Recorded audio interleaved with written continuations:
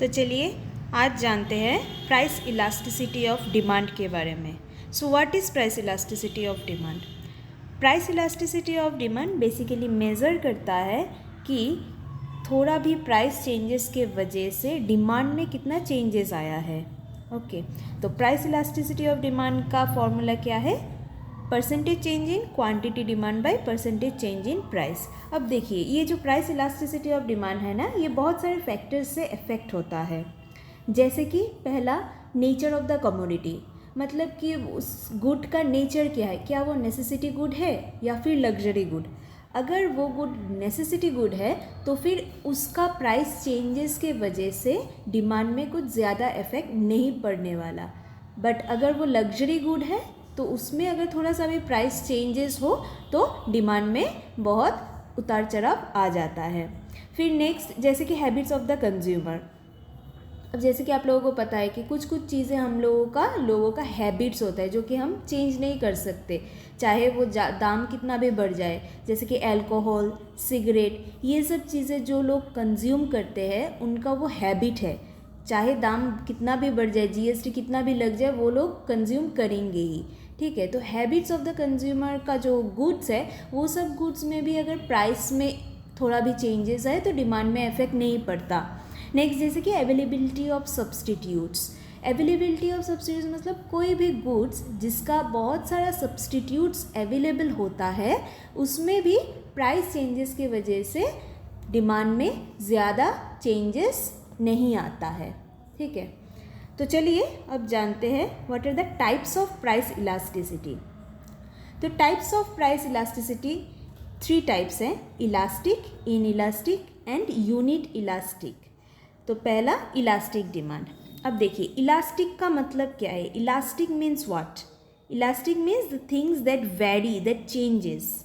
ठीक है, तो यहाँ पे प्राइस इलास्टिसिटी ऑफ डिमांड, यहाँ पे इलास्टिक गुड्स किसे माना जाता है? जैसे कि coffee, Coca Cola, then Cadbury. Okay, ये सब चीज़ें होता है इलास्टिक गुड्स। क्यों होता है? Because this goods have available substitutes.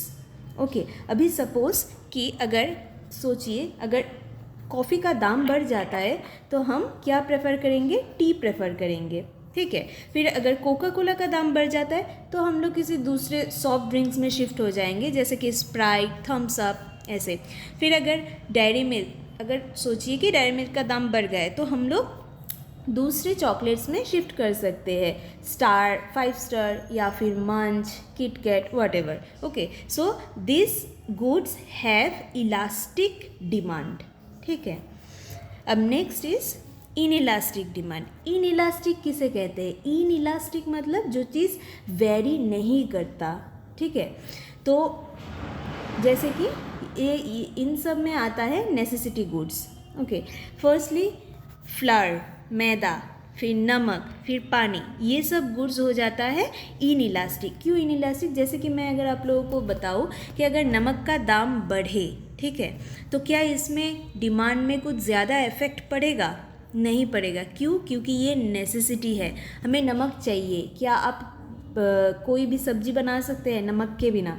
नहीं बना सकते, इसलिए दिस इज़ नेसेसिटी गुड्स। इसमें अगर ये जो नमक का पैकेट है, इसका अगर 10 रुपये से बढ़ के अगर 15 रुपये भी हो जाए तो भी मेरा डिमांड इसके लिए सेम रहेगा। I will demand for salt. Okay, वैसे ही अगर पानी भी नेसेसिटी है, हमें पानी पीना है, चाहिए, चाहे इसका दाम बढ़ के 50 रुपीज़ तक क्यों ना चला जाए एक बोतल का दाम, we will demand for goods, for the good, that is water. Okay, so इन सब गुड्स को कहते हैं inelastic. Next is unit elastic. अब देखिए, यूनिट इलास्टिक मतलब क्या? इसका मतलब है कि ज़रा सा भी अगर प्राइस में चेंजेस आए, अगर 10% दाम किसी चीज़ का बढ़ जाता है तो वैसे ही 10% दाम, 10% डिमांड उसके लिए घट जाता है, कम हो जाता है। मतलब इक्वल, प्रोपोर्शनली, जितना परसेंट दाम बढ़ेगा उतना परसेंट डिमांड कम होगा, या फिर जितना परसेंट प्राइस कम होगा उतना परसेंट डिमांड बढ़ेगा। ठीक है, ये होता है यूनिट इलास्टिक। अब इसमें सोचिए कि हाउस होल्ड गुड्स जो होते हैं, जैसे कि washing machine, mixer grinder, microwave, ये सब चीज़ों का अगर कोई कुछ भी दाम बढ़ जाता है तो डिमांड कम हो जाता है, लेकिन हाँ अगर 10% दाम बढ़ता है तो 10% ही आपका जो प्राइस डिमांड है वो कम होगा, ठीक है। और 10% अगर ज़्यादा होता है तो इसमें डिमांड भी 10% कम हो जाएगा, तो opposite relation.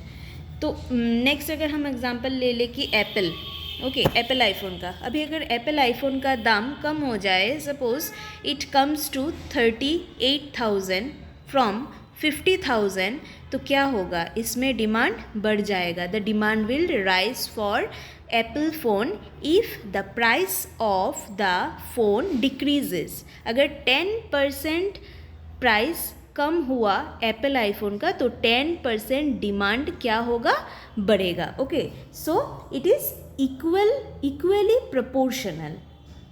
Okay, so this is all about the concept. If you like my video, kindly subscribe to it so that I can bring more videos to you. Thank you.